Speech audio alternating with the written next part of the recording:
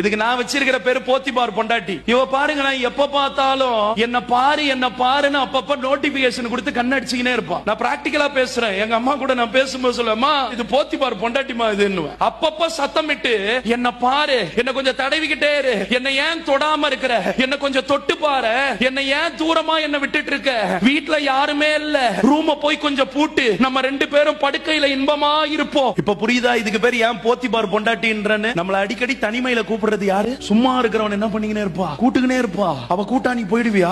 நான் கேக்குறேன், எனக்கு அருமையான வாலிபனே, நீ போனா எப்படி உன்னை யோசேப்பை போல தேசத்தினுடைய தலையெழுத்தை மாத்துகிற ஒரு சரித்திர புருஷனா எப்படி ஆண்டவர் மாத்துவாரு? ரூத்து வாலிபரான வயதான அந்த மனுஷர்கள் பின்னாடி போகாம ஆண்டவருடைய சித்தத்துக்காக காத்து கொண்டிருந்தாங்க. கர்த்தர் மகா பெரிய தரிசனமாகிய போவாசை கொடுத்து அந்த மகளை ஆசீர்வதித்து பெருக பண்ணார். ஆமேனா? ஆமேன் தானே?